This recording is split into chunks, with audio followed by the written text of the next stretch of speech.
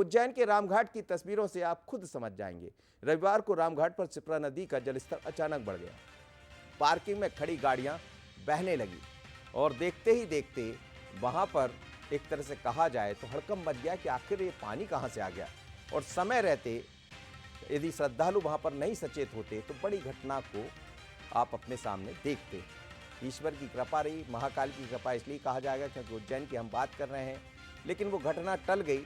पर कई गाड़ियां वहां से बह गई और स्टाफ डैम के 2 गेट खोले गए थे, ऐसा कहा जा रहा है। देवास नगर निगम के जिम्मेदारों ने महज व्हाट्सएप ग्रुप में जानकारी देना उचित समझा और इसी से ये तीसरी कर ली, जिसके कारण रामघाट पर अचानक अफरा तफरी मच गई। तब उज्जैन प्रशासन हरकत में आया। अब देवास और उज्जैन प्रशासन ने अधिकारियों को नोटिस दिया है, लेकिन उच्च स्तर पर संवाद की कमी साफ देखी जा सकती। मुझे याद है जब इसी तरह की एक घटना और घटित हुई थी धाराजी में। धाराजी को याद दिलाता जब अचानक पानी छोड़ दिया गया था, कई लोग वहां से बह गए थे। और आप देखिए कलेक्टर नीरज कुमार सिंह वहां पर नजर आ रहे हैं, लेकिन उन्होंने क्या कहा जरा सुन लेते हैं। संडे को ये स्थिति निर्मित हुई थी कि शिप्रा में जलस्तर अत्यधिक बढ़ गया था। इसमें जो पानी शिप्रा बराज से छोड़ा गया था उसकी सूचना यहाँ पर प्राप्त नहीं हुई थी। तो इसके लिए देवास कलेक्टर से भी बात हुई है, उन्होंने संबंधितों को नोटिस जारी किया है और यहाँ पर भी उज्जैन के कंट्रोल रूम प्रभारी को तथा होमगार्ड को मैंने नोटिस जारी किया है। चलिए, ये कलेक्टर थे उज्जैन के नीरज कुमार सिंह, जो ये कह रहे थे कि देवास के कलेक्टर से भी हमारी बात हुई है और हम समझ रहे हैं कि गलती कहाँ हुई। संजीव, इस समय संदीप जुड़ रहे हैं हमारे साथ उज्जैन से, उन्हीं से बात कर लेते हैं। संदीप, आप क्या कहेंगे जहां आप मौजूद हैं? खैर वो तो अपनी जगह है, लेकिन बड़ी बात यह है कि पूरे घटनाक्रम को लेकर देखें, मुझे याद आता धाराजी का कांड। धाराजी में यही हुआ था जब रात को अचानक 10 बजे के बाद जो लोग अमावस्या पर, भूतड़ी अमावस्या पर स्नान करने पहुंचे थे और अचानक अफरा तफरी, बल्कि 100 लोगों की लगभग मौत हुई थी। क्या ये घटना जरा सी चूक और हो जाती तो ये बड़ा रूप ले लेती? लापरवाही तो बहुत बड़ी है, कार्रवाई क्या होगी? जी मनोज जी, बिल्कुल ठीक है, आप बिल्कुल सही इसको रिलेट कर रहे हैं धारा जी की घटना से।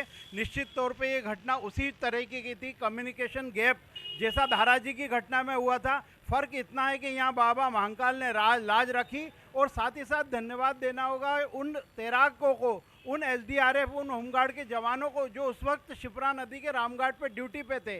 जैसे ही देखा कि पानी का लेवल बढ़ रहा है, तत्काल जो श्रद्धालु वहाँ मौजूद थे उन सबको उन्होंने कवर किया, बाहर किया। साथ ही साथ जो वाहन डूब रहे थे उनको भी कोशिश करके या रस्सी से जितना संभाल सकते थे उतना संभाला। लेकिन निश्चित तौर पे बड़ी बड़ी बारिश के पहले जो तैयारियां होती प्रशासन की, भोपाल से हमने देखा पीएसबी आते हैं, बाढ़ नियंत्रण कक्ष बनता है, मीटिंग्स होती है, और ये तो एक संभाग के अंदर की ही घटना है, उसी में सामंजस्य उजागर हो गया। देवास भी उज्जैन संभाग में लगता है और उज्जैन तो है ही। तो निश्चित तौर पे कहीं ना कहीं एक कम्युनिकेशन, क्योंकि आज पानी छोड़ने की घटना ऐसा नहीं है कि उन्होंने छोड़ा और आधा घंटे में उज्जैन आ गया। पूरी रात की बात है, रात को दिन भर से देवास में शनिवार को पानी तेज गिर रहा था। उसका परिणाम हुआ कि रात को देवास का जो स्टॉप डैम है बैरेज, वहाँ के 2 गेट खोले और उन्होंने व्हाट्सएप में वो जानकारी देके अपने कर्तव्य की इतिश्री कर ली। अगर ये कम्युनिकेशन गैप है सीधा सीधा, आप हद देखिए कि जो व्हाट्सएप ग्रुप है जिसमें कम्युनिकेट किया गया उसमें ना उज्जैन कलेक्टर उसके मेंबर है, ना उज्जैन एसपी मेंबर है, ना कमिश्नर मेंबर है। तो जो मुख्य अधिकारी हैं जिनके कंधों पे पूरी जवाबदारी, उन्हें जानकारी नहीं।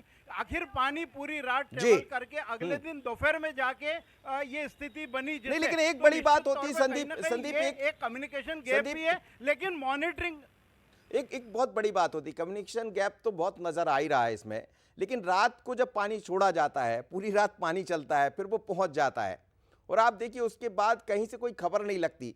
तो कम्युनिकेशन के अलावा मुझे लग रहा है लापरवाही भी बहुत बड़ी है कि जो मातहत अधिकारी है अपने अफसरों को बताते नहीं कि साहब अचानक पानी बढ़ रहा है। रामघाट पर जो लोग मौजूद रहे होंगे उनके पास जानकारी आ गई होगी। उससे पहले हम देखते हैं जब देवास की तरफ से पानी आगे बढ़ा होगा तो जितने भी स्थान पड़े होंगे वहाँ देखा गया होगा।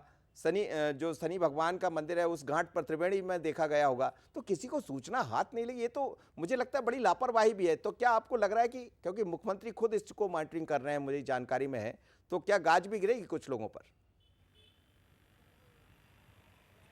जी मनोज जी, बिल्कुल जैसा आपने इंगित किया, ये बहुत बड़ा लैब्स है, मॉनिटरिंग का लैब्स है कि अगर हम सिर्फ उज्जैन की बात करें तो त्रिवेणी से लेके रामघाट तक, क्योंकि जो श्रद्धालु की उपस्थिति रहती है वो रामघाट पे रहती है। बाकी जो त्रिवेणी से रामघाट का पूरा बेल्ट है 8 किलोमीटर का, तो आखिरकार इतना पानी वहाँ ट्रेवल करके गया, शिप्रा से लेके यहाँ तक आने का 30 किलोमीटर पूरी रात पानी ने ट्रेवल किया। और बाढ़ के समय अगर कोई मॉनिटरिंग नहीं हो रही है तो बाकी दिनों में नहीं हो तो एक बार उम्मीद मान सकते हैं, लेकिन बाढ़ के समय में अगर मॉनिटरिंग नहीं हो रही है तो कहीं ना कहीं साफ है कि जिम्मेदार सो रहे हैं। निश्चित तौर पे इसमें बड़ी कार्रवाई होना चाहिए। सिर्फ एक नोटिस दे देना या निचलों को इसका बलि का बकरा बना देना ये उचित नहीं हो सकता। निश्चित तौर पे चलिए मुख्यमंत्री संदीप, पूरे निगाहें मैटर को- बनाए रखिएगा, अब क्या होता है ये तो आने वाले दिनों में नजर आएगा, लेकिन बहुत बड़ी घटना है। और मुझे याद वही धारा जी की आ जाती जिसका जिक्र हम संदीप से कर रहे थे, क्योंकि धारा जी के कवरेज को उस दौरान हम मौजूद थे, कैसे लोग बह रहे थे, क्या स्थितियां बनी थी। लेकिन आज धारा जी को बीते कई वर्ष बीत गए पर सुधरे नहीं, वही स्थिति बाढ़ की ठीक पहले। अभी तो बारिश की शुरुआत हुई है, अभी भी संभलना पड़ेगा, वरना कई खबरें